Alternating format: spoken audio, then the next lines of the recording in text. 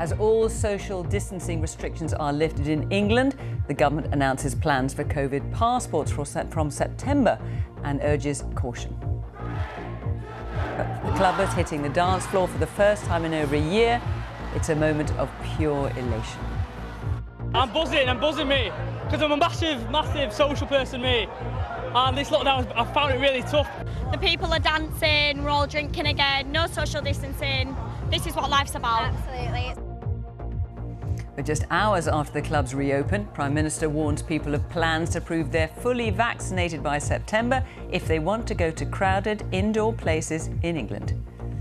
We're planning to make full vaccination the condition of entry to nightclubs and other venues where large crowds gather. Proof of a negative test will no longer be enough.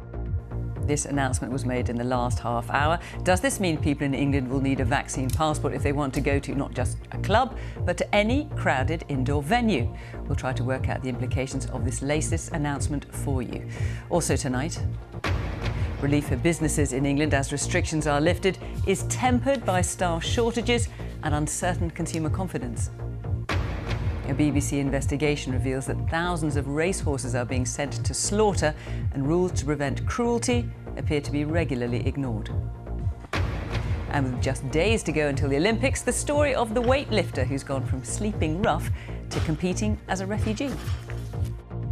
And coming up on the BBC News channel, with restrictions lifted, capacity crowds are allowed back at English sporting events, with a full house expected in Manchester tomorrow for England against Pakistan.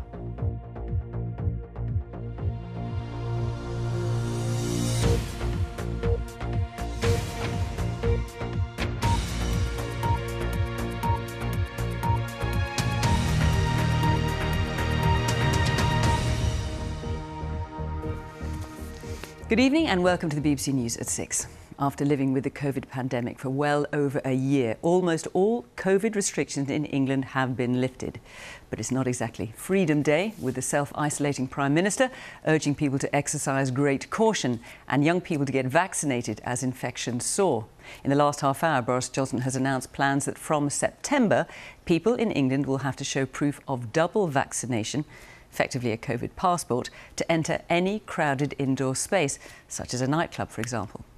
So what has changed in England from today? Well, face masks are no longer mandatory, but they are still required in some businesses and shops and on some public transport.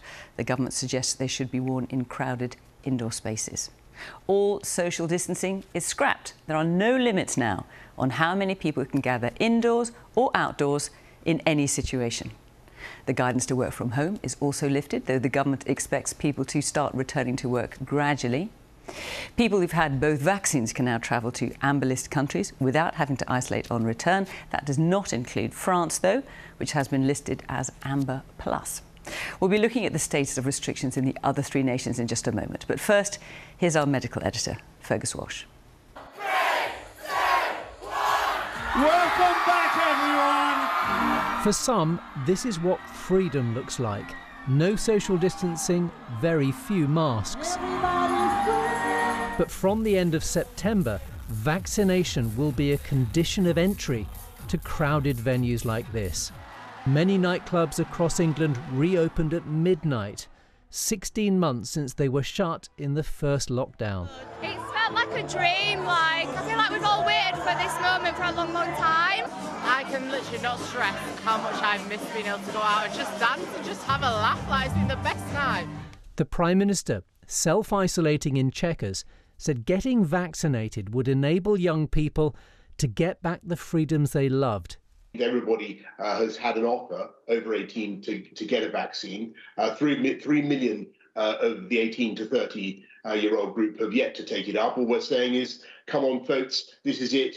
You won't regret it.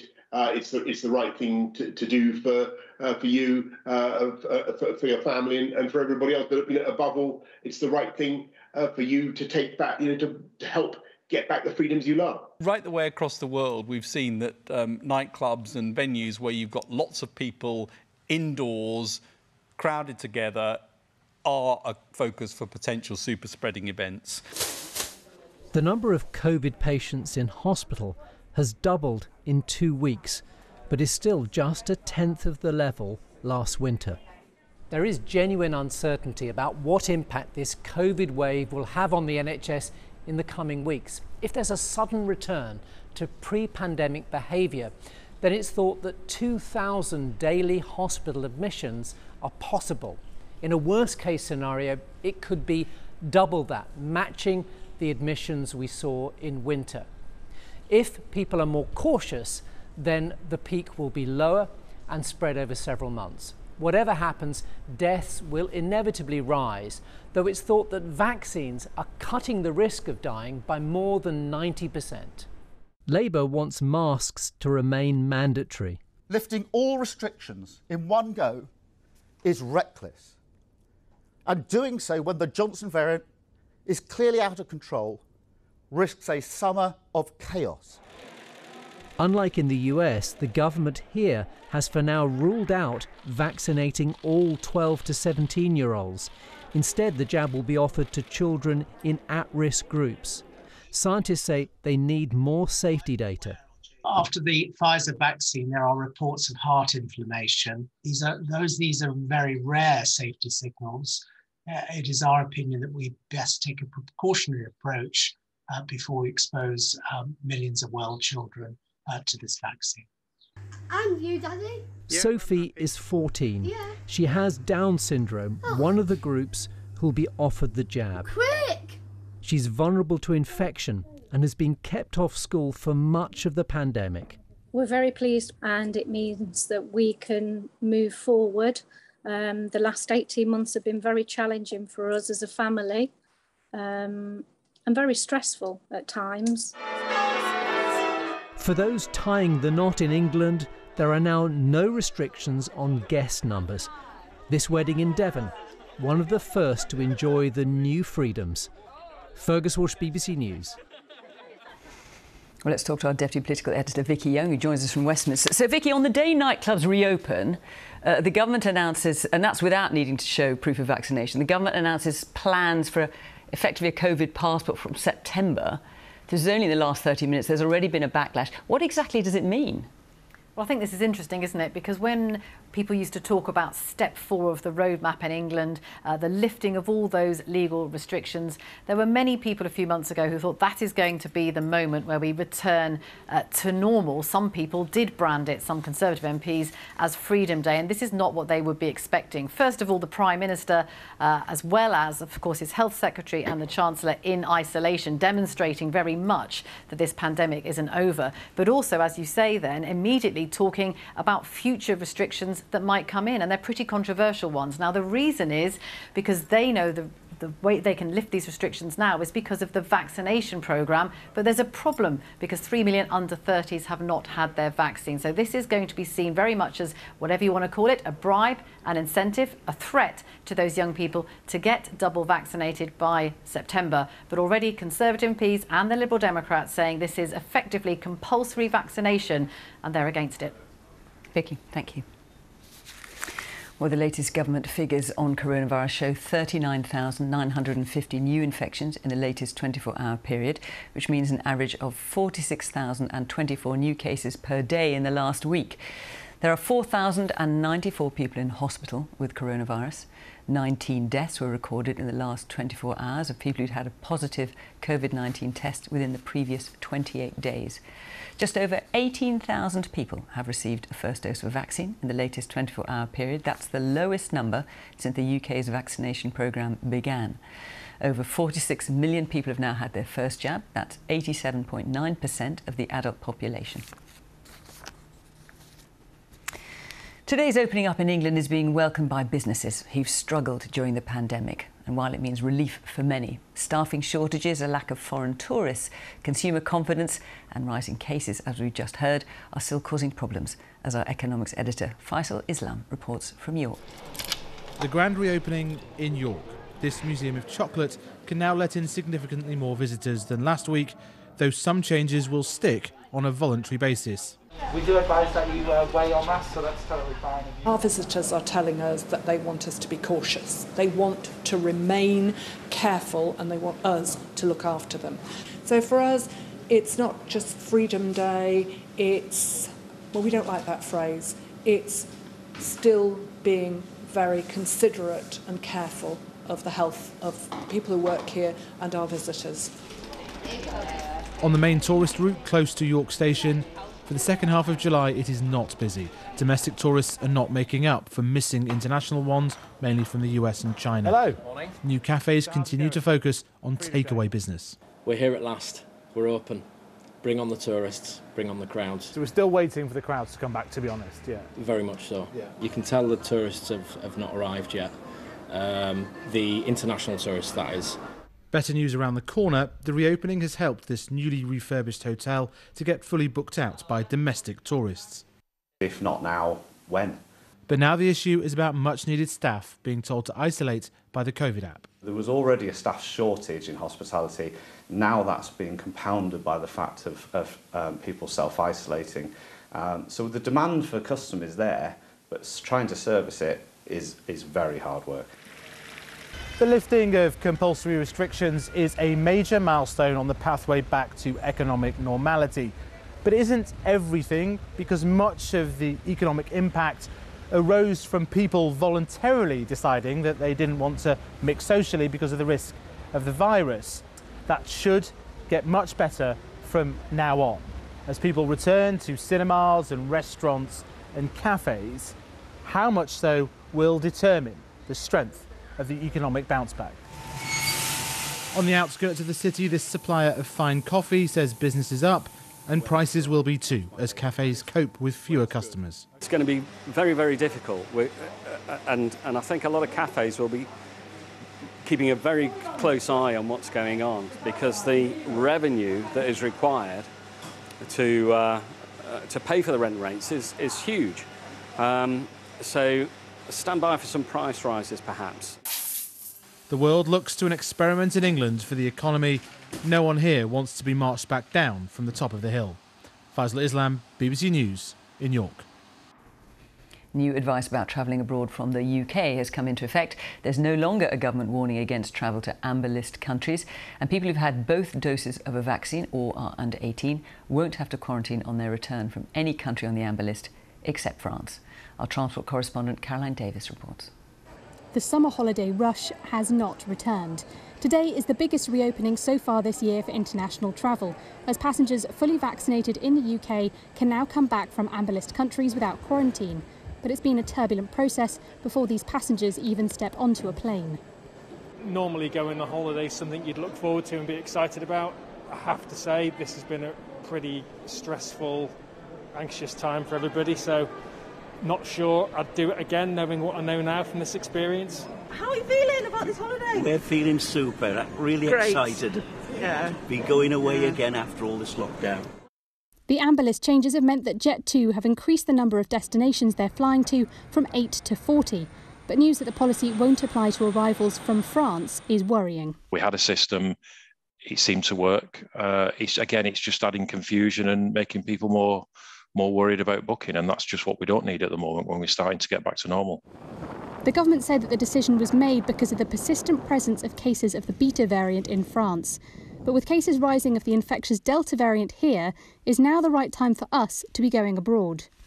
While we have good vaccine coverage in the UK, other countries that we're travelling to don't have that level of coverage. So we have this kind of moral obligation to prevent the same situation happening in other countries that have less protection than we have right now. So we have a civic duty to protect other countries from the Delta variant. Today, the US told its citizens to avoid travel to the UK, classing it as the highest risk level of countries to visit. As cases rise, transport unions are pushing for the government to reintroduce the law to require masks on public transport in England. Network Rail reported an estimated drop in passengers wearing them in England's major stations from 95% to 75% in a week, although that doesn't necessarily reflect the number worn on board services. Whether near or far, travel is returning, but the journey back to normal is still over the horizon. Caroline Davis, BBC News. Scotland has moved to the lowest level of COVID restrictions as it continues on its roadmap out of lockdown.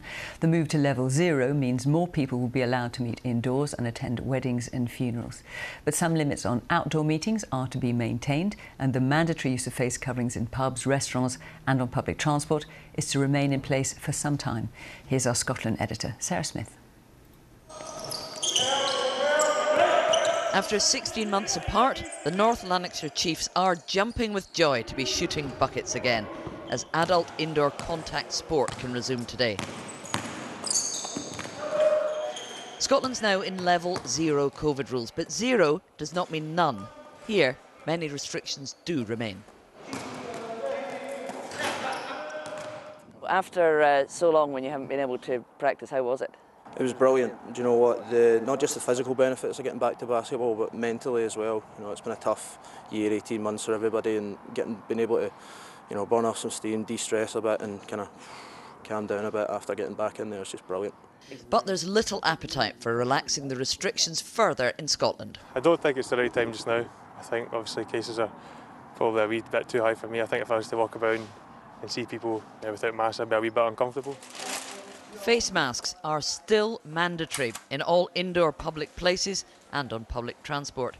On a day like this, meeting outside is a good option. Up to 15 people can now do that. 10 people from 4 households are allowed in a cafe or a pub, with only 8 in someone's home. Throughout the pandemic, Nicola Sturgeon has adopted a more cautious tone and tighter restrictions. Now she says talk of Freedom Day in England is not sensible and the rules must be relaxed gradually. The Scottish Government hope that they can lift the remaining restrictions here next month on the 9th of August.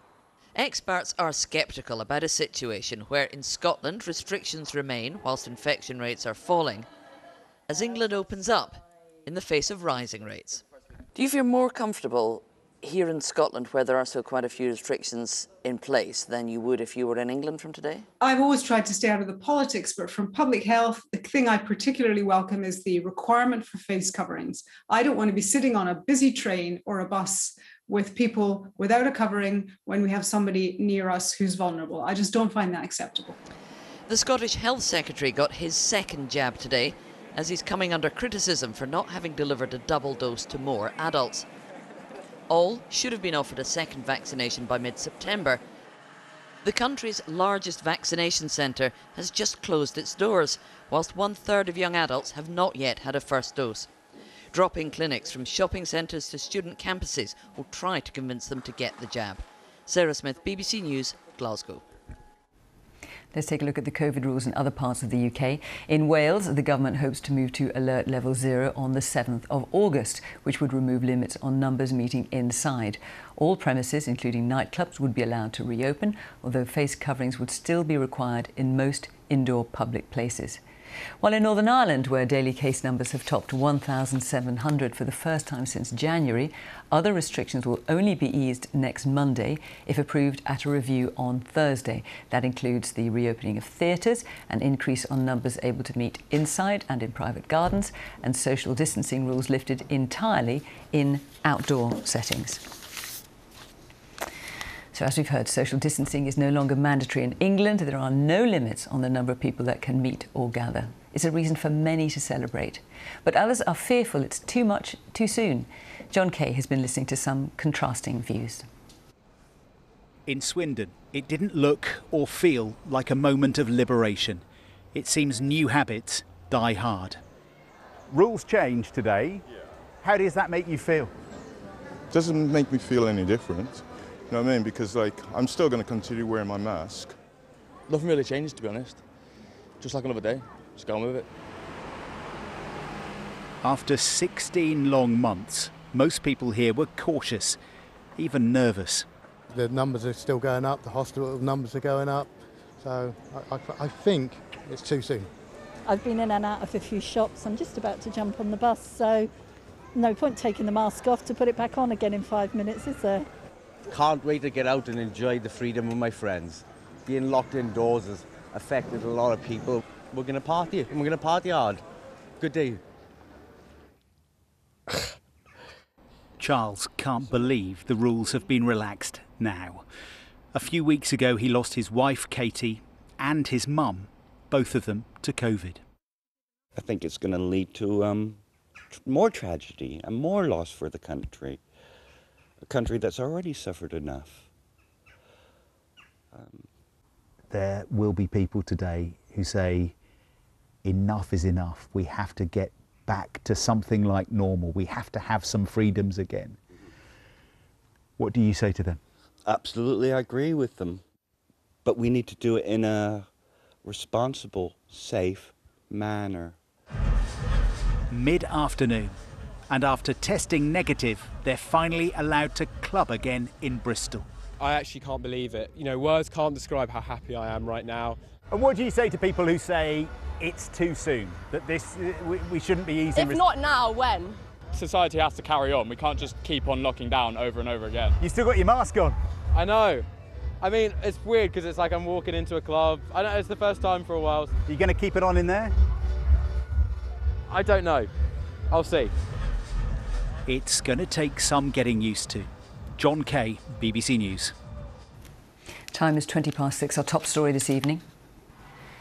As social distancing restrictions are lifted in England, the government urges caution and announces plans for a requirement to show proof of full vaccination for entry into crowded indoor spaces from September. And still to come, the UK and the EU have accused China of carrying out a major cyber attack earlier this year. Coming up in Sports Day on the BBC News channel, with less than 4 days to go until the start of the Tokyo Olympics, coronavirus cases continue to rise in Japan, with some of them inside the athletes' village.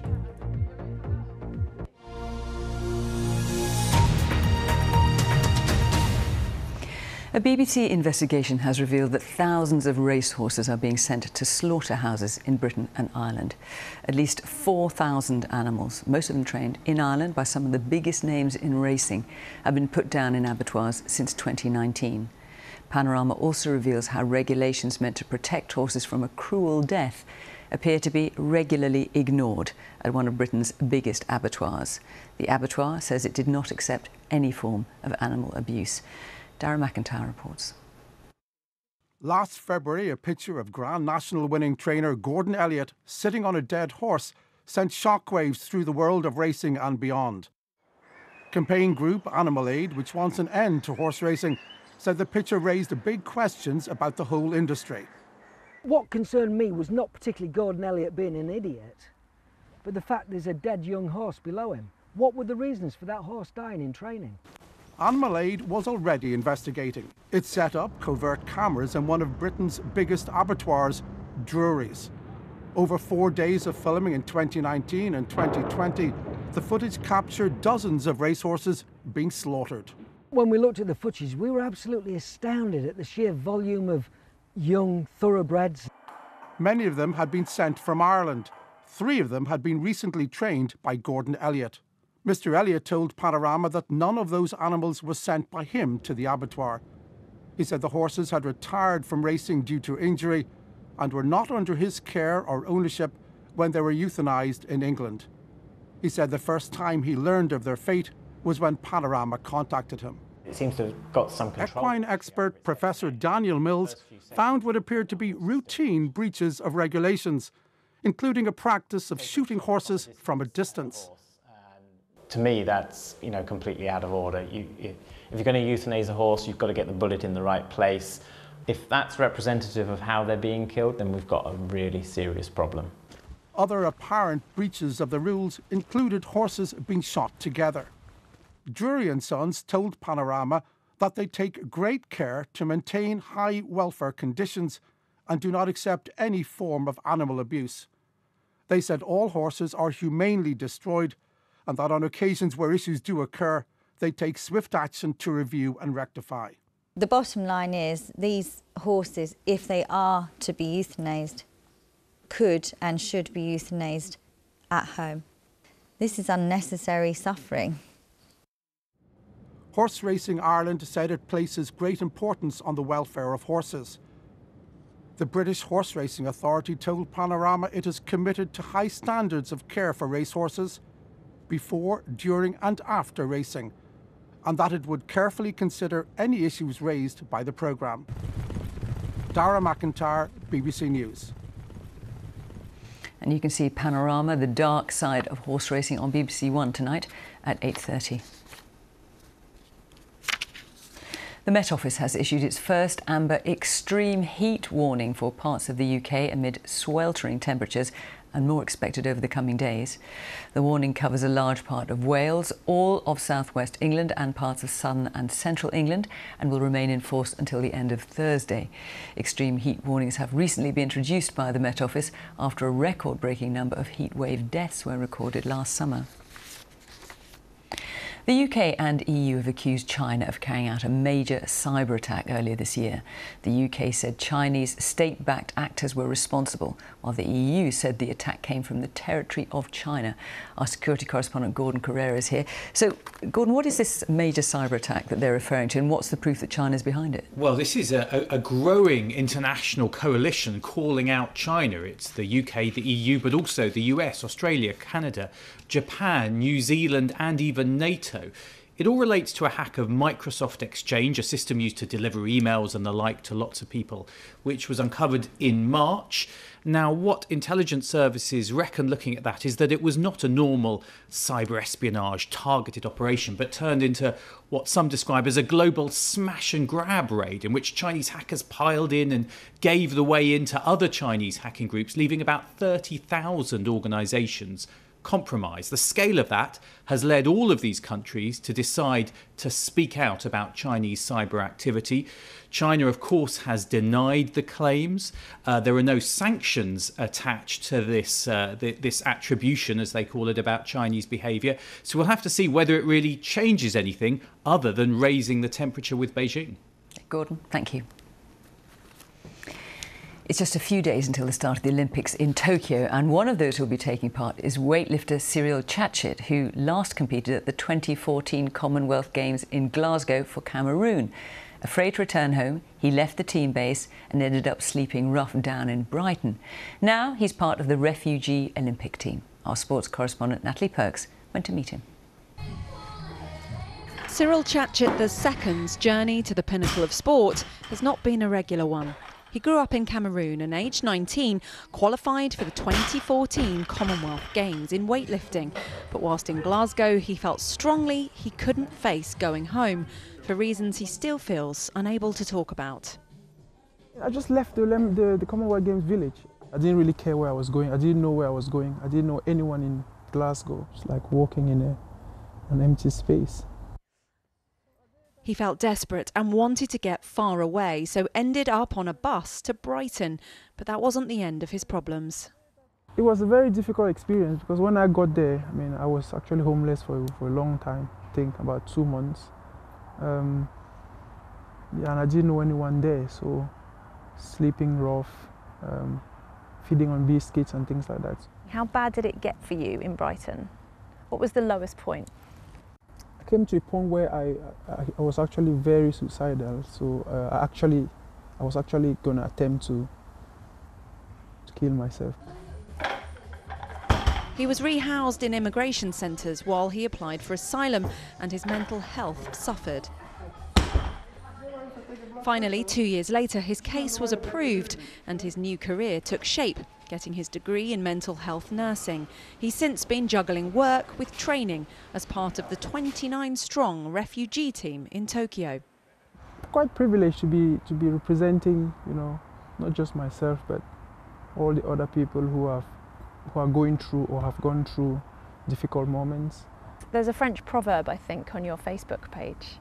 Yeah. You just tell us what it is and what it means. Le soleil n'oublie jamais un petit village, même s'il est tout petit. I think it just kind of sums up my own experience, because me going through very difficult moments, being close to terminating my life, to coming back and actually going to uni and completing my course, getting a job, training, competing again, actually going to the Olympics. So